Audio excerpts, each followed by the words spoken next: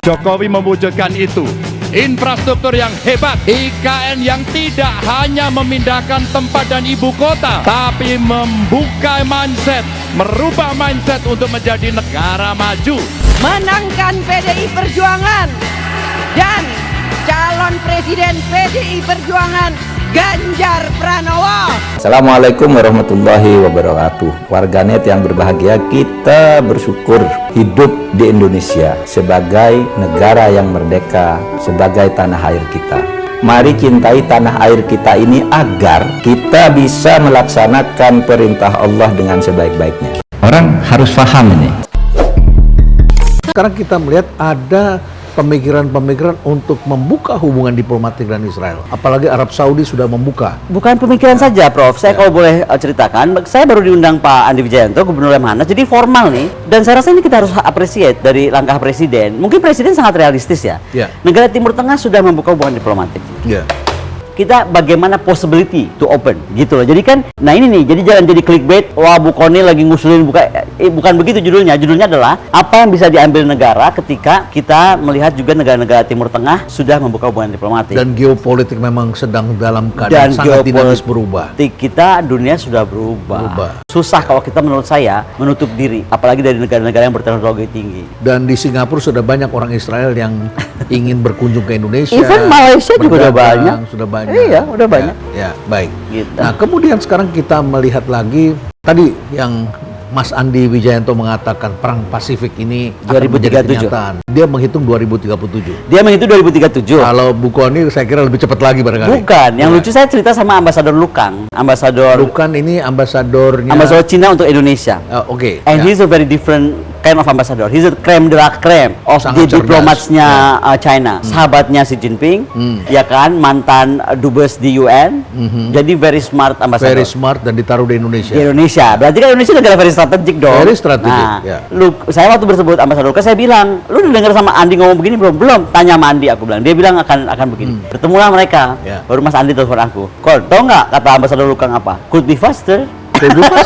Ya, kalau prediksi Koni sendiri bagaimana? Kapan? Saya harus tahu elemen apa yang saya pakai ya. Tetapi begini, kalau kita lihat nasib kita tuh akan sangat sama dengan Rusia. Bahasa saya tuh be careful, Indonesia bisa dirusianisasi. Karena kalau kita lihat sekarang bagaimana kuat diciptakan, bagaimana AUKUS, walaupun katanya itu cuma kerja sama industri, iya, tapi industri buat support what? Support the war kan, gitu. Kemudian kita lihat FPDA sudah lama bercokol di sini. Yang anytime mereka bisa bertransformasi cepat menjadi semacam NATO Southeast Asia kan. Mesin perang menjadi mesin perang yang sudah terintegrated. Apalagi kalau kita kaitkan kunjungan Blinken ke PNG kemarin. Lalu OPM yang semakin berani dan semakin crazy lah menurut saya. Itu menurut saya nggak masalah simpel, jadi kita harus pahami. Dan kalau saya kaitkan, ini sakit hatinya Amerika kepada Freeport. Karena kan secara ekonomi presiden kita sukses banget nih. Kita diambil terus. Indonesia posisinya lebih dominan. Nah, yang lupa adalah ekonomi dan militer itu interventing. Harusnya ketika kita begitu, di sana pun diperkuat militernya. Militer diperkuat, diplomasi diperkuat. Betul. Pertahanannya harus bagaimana? Kalau saya tuh lebih begini, Indonesia tuh kan punya visi yang menurut Pak Jokowi itu visi poros maritim di dunia. Ini kan visi yang nggak ada presiden kita melahirkan itu. Bung Karno tidak berkata seperti itu, tapi Bung Karno jelas kalimatnya, kuasai dua samudera juga kan. Ini yang mesti kita kejar. Jadi artinya tentara kita mesti berubah dari tentara nasional, namanya harus menjadi angkatan perang Republik Indonesia. Menjadi angkatan perang? Harus jadi angkatan perang, karena kalau tentara poros maritim nggak mungkin dia jadi inward looking defense. Bukan lagi teritorial. Nggak mungkin, dia harus keluar. Bukan penguasa kabupaten. Bukan jadi jago kandang. Sudah nggak, Prof? Bukan jago kandang, dia harus jago di luar kandang. Jadi menghalau musuh itu dan lawan dari tempat lawan. Sekarang kan nggak, dengan defensif kita namanya defensif aktif nih. Berarti kita dipentung baru kita nyakar kan. Besok enggak, begitu intelijen kita tahu, oh ini orang mau pentung kita datangin pentung duluan. Pesawat mereka memata-matai kita, harus kita usir segera. Dan kita lihat dan kita jangan cuma ngomong di atas ya. Ngeri lagi apa coba, Prof? Kalau lihat perkembangan perang bawah laut. Bawah laut itu kita nggak berbicara kapal selam. Sekarang udah kapal selam raksasa yang bisa ngapain aja dan kita nggak tahu karena nggak kelihatan. Dan banyak celah di negara kita. Palung-palungnya lumayan banyak. Bukan cuma palung, kita tuh alkinya kan banyak. Ya, alkinya banyak sekali. Iya kan? Dan itu kan jadi jalur-jalur mereka. Dan kita tuh kaya banget lah, Prof. We are so blessed sebenarnya. Makanya kalau kita mesti punya keyakinan untuk menjaganya sebaik mungkin. Oleh karena itu Panglima harus dari laut. Oh, tetap kekeh Begitu saya. ya? Harus. Laut ya? Iya, kalau bisa nih yang sekarang nih apalagi mau pilpres ini diperpanjang saja lah Panglima yang ada dari laut. Kenapa Karena begitu? pertama, Poros Maritim Dunia belum selesai. Beliau Poros sedang Maritim menyusun. Dunia belum selesai. Kan harus visi ini kan harus diimplementasikan. Siapa yang menyusun? Saya itu ngajar di Sesko TNI. Ya. Dikrek sekarang tuh dikrek 51. Oke. Ini dikrek yang berbeda karena Panglima berhentikan semua jabatan. Oke. Jadi menurut Panglima, siapapun yang dikrek sekarang dalam Lemhanas sekarang, saya lupa angkatan berapa Lemhanas sekarang, itu mereka tidak boleh ada jabatan. Jadi saya mau buat mereka betul-betul pemikir. Fokus. Nah, dari Dikrek 51 ini akan lahir apa sih konsep Poros Maritim Dunia, bagaimana doktrinnya, bagaimana perubahan perang kita, bagaimana deployment, bagaimana postur yang dibangun. Jadi yang pertama karena visinya belum selesai. Ya. Terus apalagi yang kedua? Yang kedua itu karena kita mesti merubah dari inward looking defense Ya. menjadi outward looking defense, dan tidak mungkin kita pakai pemikiran angkatan darat itu. Tapi kalau kita bicara perang kan perang teknologinya juga sudah berubah. Sekarang orang perang tidak lagi pakai senjata. Dulu zaman kalau kita lihat Kubilai Khan gitu ya, pakai ketapel, pakai batu yang besar dibawa, terus kemudian pakai apa itu tracker yang dilempar. Ya. Kemudian ada Kayak kuda panah, Troya, kuda orang Troya. masuk ke kuda gitu kan. Iya, iya. Kemudian kita ciptakan burung-burung buatan seperti Iya, pesawat-pesawat tempur. Dan sekarang kita lihat drone. Drone, Dan kemudian sekarang kita lihat lagi pakai cyber security. Apa masih perlu kita pakai angkatan perang dengan manusia? Tetap manusia yang bergerak tetap aja harus, karena kan bagaimanapun kita kayak contoh, ada yang bilang begini, bukannya ngapain kita punya kapal induk, kan kita pulau-pulaunya besar ya, kapal pulau nggak bisa jalan, kalau kapal induk kan bisa jalan nyamperin lawan. Dan cepat.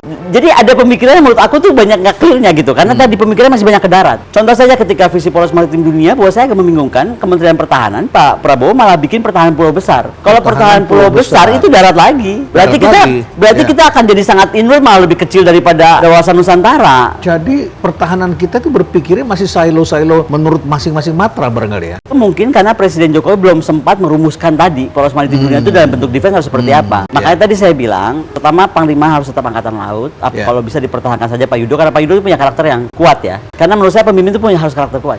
Kalau bicara karakter kuat, kita mengacu pada Bung Karno yang sekarang jadi pembicaraan dunia. Yang baru saja kita dapat pengakuan dengan non-alignment movement dari UNESCO. Itu adalah sebuah pidato yang The Memory of the World. Memory of the World. Di mana kaitannya dengan pemikiran-pemikiran seperti ini? Bahwa non-alignment movement itu menjadi sangat penting sekali. Oh, sangat penting karena gini, Bung Karno itu di salah satu yang dapat Memory of the World adalah pidatonya di UN. Di UN, To betul. build the world anew. Dan dalam To build the world anew itu pertama, yang sangat jelas pesannya, semua negara-negara kapitalis atau kolonialis itu harus hapus dari muka bumi. Yang kedua, Dan Bung pada Karno, saat itu dia bicara ya, bayangkan ketika tahun itu orang masih sangat blur. apa sih, perang dingin era kan? Ya, dan Martin Luther King baru saja bicara I have a dream. I have a dream, Ya, betul. untuk menghapuskan perbedaan ras, diskriminasi rasial. Bagaimana dan sebagainya. persamaan Asia Afrika dibangun, kekuatan Asia Afrika. Sekarang itu yang dibikin Putin, lihat Afrika hari ini. Putin datang dengan ide barunya kan. Tapi ini sebenarnya menurut aku bibit-bibitnya dari Presiden Soekarno. Dan kedua yang paling kita harus ingat, lahirlah kemudian Konferensi Asia Afrika yang menyatakan dengan tegas menurut Presiden Soekarno semua aliansi dari muka bumi harus dihapuskan. Harus dihapuskan. Karena itu membuat dunia itu tidak Ya, berimbang. dan itu bentuk penjajahan lain lagi. Ya. Betul. Dan itu terjadi kan. Jadi makanya saya bilang kayak perang Rusia Ukraina. Rusia nggak akan mungkin melakukan perang terhadap Ukraina kalau Ukraina dibiarkan saja menjadi bukan bagian daripada NATO kan. Tetap Itu. misalnya seperti itu dan Iya, ini baik-baik moncong senjata aja. tidak diarahkan ke Tidak dia bukan dari dekat. hidungnya Ya. Presiden Putin dan Rusia gitu. Dan itu menghantui dan membuat negara-negara yang seperti kita kalau itu juga ditaruh di sebelah kita itu. Loh, sekarang gini, dengan ada misalnya tadi FPDA di dalam ASEAN, ada Quad, ada AUKUS. Kalau saya udah merasa itu udah depan mata Ancaman kita, depan ancaman kita, nyata ancaman, kalau dari faktor ya. defense. Apalagi di Gitu. Papua New Guinea nanti ditaruh. Ya. Exactly. Dalam pidato itu, to build the world World anew. new, begitu ya, itu adalah suatu pandangan yang besar. Saya kalau pergi ke negara-negara Afrika, Timur Tengah, ke Rusia, beberapa negara-negara blok timur, dan sejumlah negara-negara tertentu, mereka sampai sekarang masih ingat itu. Masih bicara tentang Soekarno, Aduh. masih bisa nyanyi Halo-Halo Bandung. Prof. Renald, yang Ya. paling kaget saya bertemu orang minyak, Pak. Beliau cerita, Pak, zaman itu tuh dia disuruh tugas untuk bikin rig di mana somewhere di Afrika sana. Paspor Indonesia tuh nggak dikenal. Ditangkap Pak dia di bandara yang antah berantai itu yang ngeri Tapi banget. mereka tahu Soekarno. Nah, nggak, lebih cepat ceritanya. Pokoknya nggak dikenal Indonesianya, Ya. ditanya presidennya siapa waktu itu, Soeharto dong, 96-an. Siapa itu nggak tahu kita gitu. Udah panik dong, dia udah bilang gua mati nih di negara orang. Akhirnya untung ada prajurit rada pinter. Oke lah, sebelum Soeharto siapa nama presiden lo? Soekarno. Itu katanya, Pak, langsung senjata dibanting, hormat semuanya kepada beliau. Karena tanpa itu tidak merdeka mereka. Exactly, bayangkan kita punya pemimpin sekelas yang menggoncang dunia seperti Soekarno itu, aduh. Ya. Jadi pemikiran Soekarno, dunia itu tanpa alignment, tanpa aliansi, kolonial, tanpa alignment, ya. Itu bentuk baru penjajahan tentunya, dan kemudian ingin menghapuskan the superpower. Ini kan makanya menjadi program Putin kemarin waktu saya Valdai Club diundang Presiden Putin. Itu bangun dunia tanpa superpower. Tanpa superpower. Tanpa adik kuasa. Sebetulnya di Amerika juga sudah ada pembicaraan apakah Amerika masih menjadi superpower. Dan karena sekarang kalau saya tanya sama anak-anak muda, Anda lebih takut pada siapa? US Army atau siapa? Enggak Pak, kami tidak takut US Army. Tahu siapa? Siapa? BTS Army. Kami lebih takut arminya BTS, Blackpink. Bisa hilang eksistensi kita di Instagram, di sosial media. Putin, dia second Soekarno. Alasannya dia banyak sekali menurut saya mengikuti pemikiran dan mengaplikasikan pemikiran-pemikiran besar Soekarno to build the world anew. Oh, Soekarno itu perubah dunia. Sayang sekali beliau tidak berumur panjang, karena kalau berumur panjang saya rasa dunia itu akan jauh lebih baik dengannya. Biden is too old to become a president. Boleh ngomong kayak gitu. Soalnya menurut aku ya jadinya Amerika yang kita dari to make American great again-nya Trump, tiba-tiba ketemu Biden kan jadi kayak antitesis. Tingkat kepuasan yang akan sampai 82,2%. Banyak yang meyakini, analis politik satu suara mengatakan bahwa Jokowi adalah Kingmaker 2024. Survei Indometer, Jokowi tak ingin legasinya dirusak oleh sosok yang tidak dapat dipercayai. Hasil riset lembaga survei Indometer menunjukkan kepuasan publik terhadap kinerja pemerintahan Presiden Joko Widodo mencapai 81,4%, dengan 9,6% diantaranya menyatakan sangat puas. Di tengah tingginya tingkat kepuasan publik yang menembus 81,4%, Jokowi menjadi faktor penentu dalam Pilpres 2024. Semoga Allah senantiasa menuntun kita di jalan yang diridhoinya. Aku qouli hadza, astaghfirullah li wa lakum. Wassalamualaikum warahmatullahi wabarakatuh. Terima kasih.